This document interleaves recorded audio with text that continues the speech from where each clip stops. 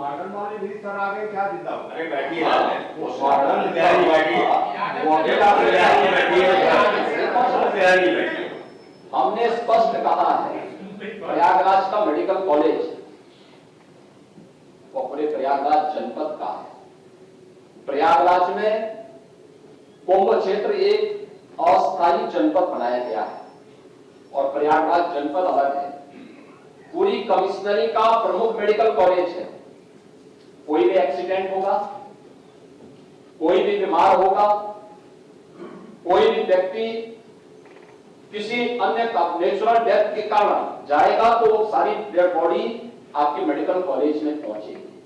और इसीलिए हमने कहा ना, जिसकी जैसी दृष्टि थी उसको वैसी सृष्टि नजर आएगी। और ठीक कहा, सोशल मीडिया हैंडल पे जो सज्जन इस पे टिप्पणी कर रहे थे कि कीर्तों को केवल भाषी नजर आ रही थी, उनको स्वच्छता नजर नहीं आ रही थी, उपचार हो रहे हैं ये नजर नहीं आ रहा था, वे केवल इस पे नजर लगाए थे कैसे बदनाम कर सके।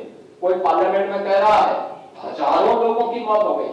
डिजिटल कुंभ का परिणाम है 28,000 लोगों को उनके परिवारजनों से मिलाने का काम किया। और आप लोग परेशान इस बात को लेकर के थे कि घर की पत्नी को वहां गुम करने के लिए लोग गए, लेकिन पता लगा कि वो फिर से डिजिटल कुंभ में ढूंढ करके उनके परिवार वालों से मिला दिया। एक बार में 3 बार मिला दिया। तो इनकी परेशानी तो इस बात को लेकर के। तो ये महोदय, ये सभी चीजें वहां पर हम लोगों को इस रूप में देखने को मिली। लेकिन समाजवादी पार्टी का जो आचरण इस देश से था वह, या कांग्रेस का जो आचरण था वह किसी भी दिशा में भारत को बदनाम करने, और मैं तो बार बार कहता हूं कि आपकी लड़ाई बीजेपी से हो सकती है, लेकिन आप बीजेपी से लड़ते लड़ते कभी भारत से ही लड़ने लगते हैं। मत लड़िए भारत से, ये देश आपका भी है, जितना अधिकार हमारा है उतना ही आपका भी है। भारत के महापुरुषों के प्रति इस प्रकार की अनर्गल टिप्पणी मत करिए।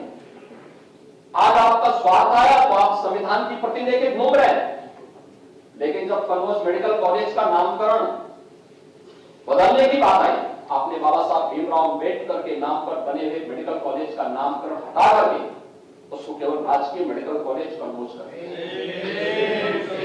लखनऊ के भाषा विश्वविद्यालय का नाम मान्यवर कांसीराम जी के नाम पे था। एक परंपरा थी, किसी सरकार ने रखा, उसको चेंज मत करो। और फिर ये सभी सामाजिक न्याय के पुरोधा है। अपने समाज के लिए उनका कुछ कंट्रीब्यूशन होगा, क्यों आप उनकी आस्था को आहत करते हैं? लेकिन नहीं, इन्होंने उस भाषा विश्वविद्यालय से उनका भी नाम हटा दिया। ऐसे ही सहारनपुर मेडिकल कॉलेज का नामकरण से भी ये लोग सामाजिक न्याय की बात करते हैं। इन्हें जो कॉरिडोर बनाए गए प्रयागराज में, अक्षयवट कॉरिडोर, इनके नेता कहते हैं वो अकबर का किला है। अक्षयवट पहले से है या किला पहले से है?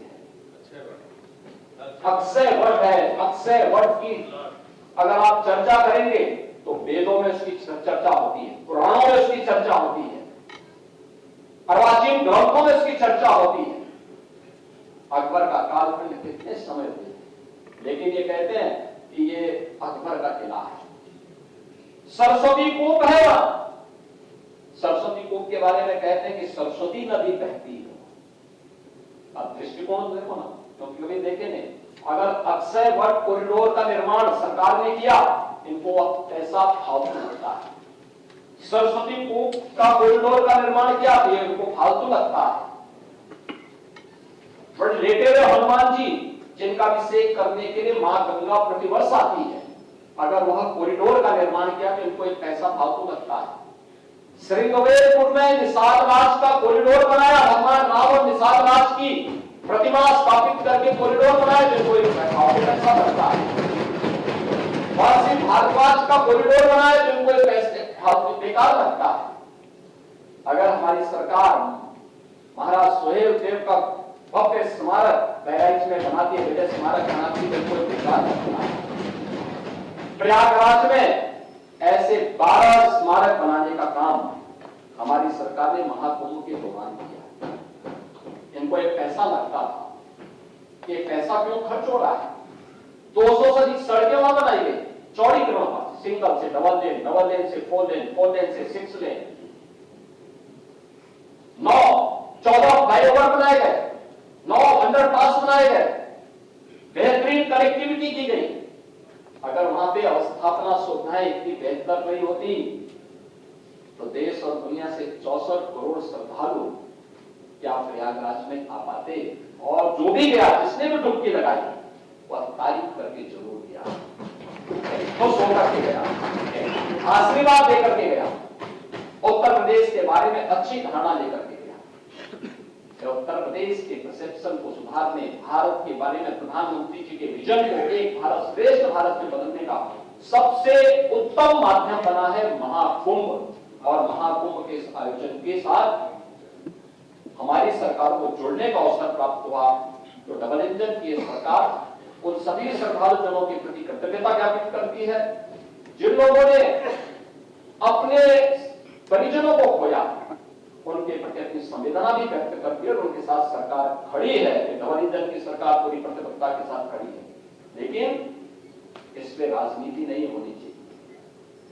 यह तो अब राजनीति से ऊपर उठकर के उत्तर प्रदेश के सामर्थ्य पर आगे मंथन करने का समय है और उस मंथन के साथ हम आगे बढ़ेंगे इस विश्वास के साथ। महोदय, जो मैंने आज बताया कि पंचतीर्थ उत्तर प्रदेश के अंदर महाकुंभ के कारण बनते हुए नजर आए हैं, ये सभी एक कॉरिडोर, उसमें प्रयागराज से मां विंध्यवासिनी धाम होते हुए काशी तक के लिए जाता है। एक कॉरिडोर गोरखपुर और उसके आसपास के क्षेत्र में तैयार होता है, अयोध्या और उसके आसपास के क्षेत्र में तैयार होता है, लखनऊ और नैमिषारण्य और आसपास के क्षेत्र में, मथुरा वृंदावन और आसपास के क्षेत्र में, ये सभी एक नए कॉरिडोर बने हैं जहां पर आकर के देश और दुनिया का श्रद्धालु लाखों की संख्या में आकर के दर्शन का लाभ भी ले रहा है और उत्तर प्रदेश के बारे में अच्छी धारणा बना करके चल रहा है।